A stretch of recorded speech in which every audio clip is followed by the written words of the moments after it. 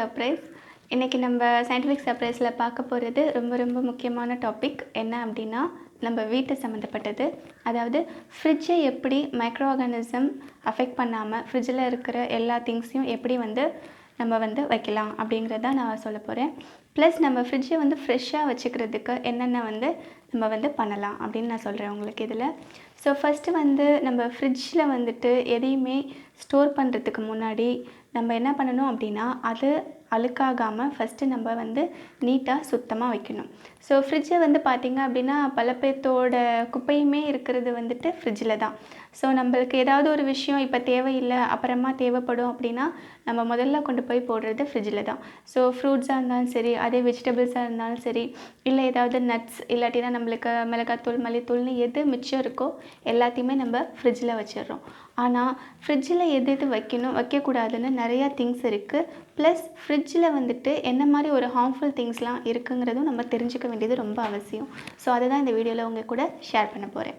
So first என்ன பண்ணணும் அப்படின்னா, நீங்கள் ஃப்ரிட்ஜை ஓரளவுக்கு அந்தந்த சீசனுக்கு ஏற்ற மாதிரி என்னென்ன டெம்பரேச்சரில் வைக்கணுமோ அது மாதிரி நீங்கள் மெயின்டைன் பண்ணுறதுக்கு கொஞ்சம் பழகிக்கணும். ஏன்னா அதிலே உங்களுக்கு கொடுத்துருப்பாங்க, வின்டர் சீசனில் எவ்வளோ வைக்கணும், சம்மர் சீசனில் எவ்வளோ வைக்கணும், இல்லை நார்மல் டெம்பரேச்சரில் எவ்வளோ வைக்கணும்னு கொடுத்துருப்பாங்க. ஆனால் நம்ம என்ன பண்ணுவோம் அப்படின்னா, ஃப்ரிட்ஜோட இதை நான் குறைக்கிறேன், எனக்கு கரண்ட் ரொம்ப செலவாகுது அப்படின்னு சொல்லிட்டு நம்ம என்ன பண்ணுவோன்னா, அந்த 1, 2 அதிலே மெயின்டைன் பண்ணுவோம். எந்த சீசனாக இருந்தாலும் அப்படி செய்யக்கூடாது.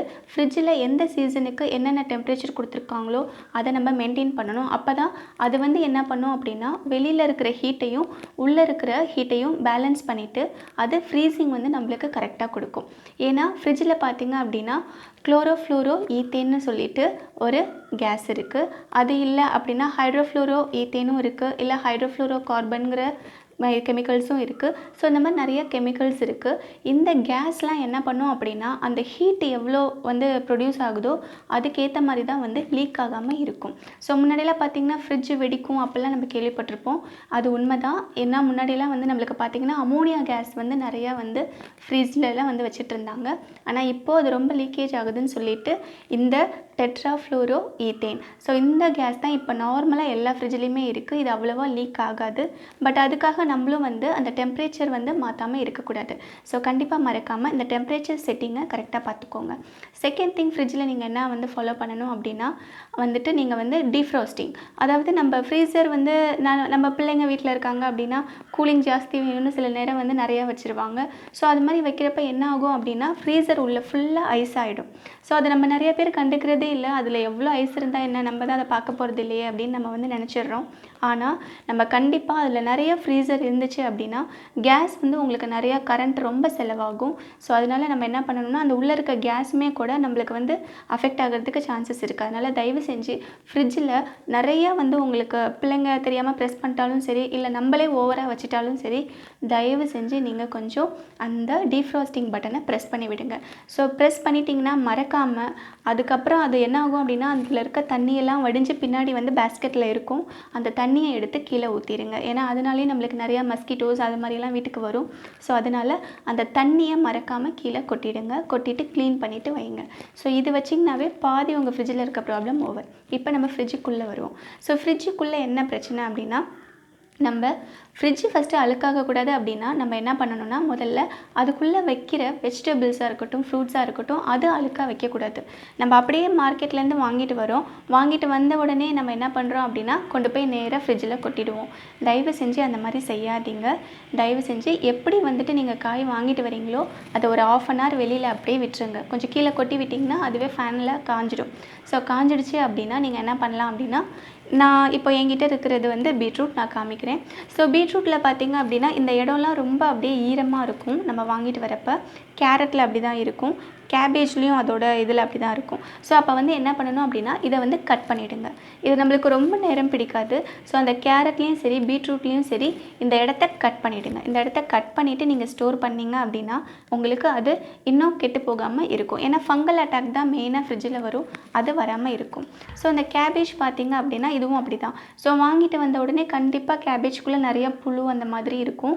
ஸோ நம்மளால் உடனே யூஸ் பண்ண முடியல அப்படின்னா இப்படியே ஃப்ரிட்ஜில் வச்சிடாதீங்க. கண்டிப்பாக ஒவ்வொரு வெஜிடபிள்ஸ்க்குமே நம்ம என்ன பண்ணணும் அப்படின்னா ஒரு காட்டன் பேக் யூஸ் பண்ணி தான் போடணும். அப்போது நீங்கள் இதை என்ன பண்ணிவிடுங்க, க்ளீன் பண்ணிவிடுங்க.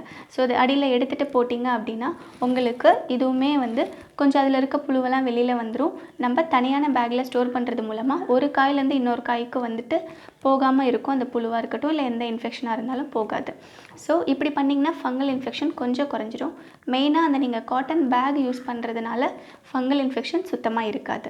ஸோ அதை கொஞ்சம் நம்ம ஃபாலோ பண்ணிக்கலாம். ஸோ நெக்ஸ்ட்டு வந்து பார்த்திங்க அப்படின்னா மில்க் ஐட்டம், அதாவது டெய்ரி ப்ராடக்ட்ஸ்னு சொல்லுவாங்க. பன்னீர், சீஸ் அந்த மாதிரி ஐட்டம்ஸ் எல்லாமே என்னென்னா நம்ம ட்ரேயில் போடுவோம்.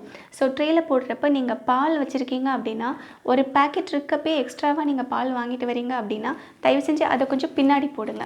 ஸோ அப்போ பின்னாடி போடுறப்ப என்ன ஆகும் அப்படின்னா நம்ம ரெகுலராக பழசை எடுத்து ஃபஸ்ட்டு நம்ம யூஸ் பண்ணுற மாதிரி இருக்கும். ஸோ அது மாதிரி பண்ணுறது மூலமாக கொஞ்சம் உள்ளுக்குள்ளே அந்த ஏன்னா பால் தான் முக்கியமாக ஸ்மெல் அடிக்கும்.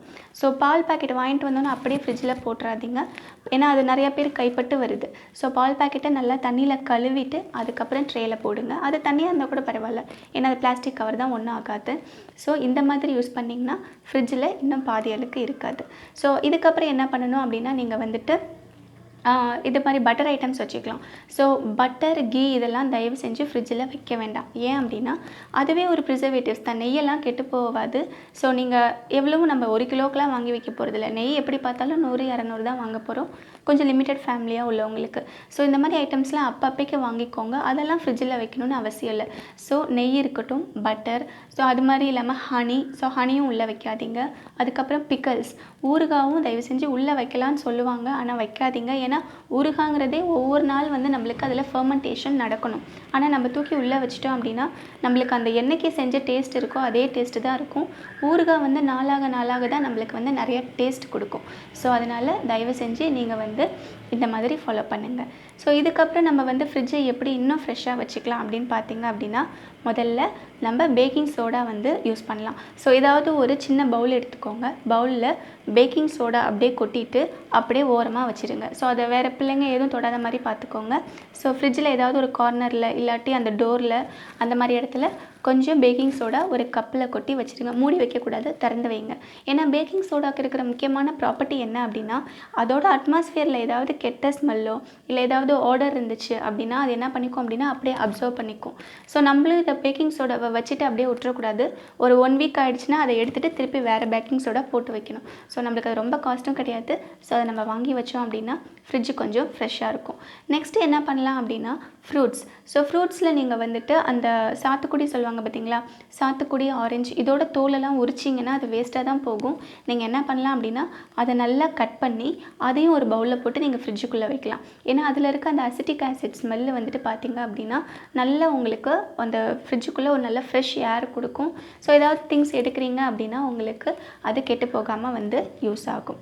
ஸோ தேர்ட் ஒன், நம்ம ஃப்ரிட்ஜை சுத்தமாக வைக்கிறதுக்கு இன்னும் என்ன செய்யலாம் அப்படின்னு பார்த்தீங்கன்னா அடிக்கடி கொஞ்சம் க்ளீன் பண்ணுங்கள். ஸோ க்ளீன் பண்ணுறதுக்கு இதுக்குன்னு நீங்கள் டைம் ஸ்பெண்ட் பண்ண வேணாம். ஒரு செட் ஆஃப் வெஜிடபிள்ஸ் நீங்கள் யூஸ் பண்ணுறீங்க, அடுத்த செட்டு நீங்கள் போய் மார்க்கெட்டில் வாங்கிட்டு வரீங்க அப்படின்னா கொஞ்சம் அங்கிட்டு இருக்கிறது எல்லாத்தையும் கொஞ்சம் க்ளீன் பண்ணிவிட்டு நீங்கள் வெஜிடபிள்ஸை ஸ்டோர் பண்ணுங்கள்.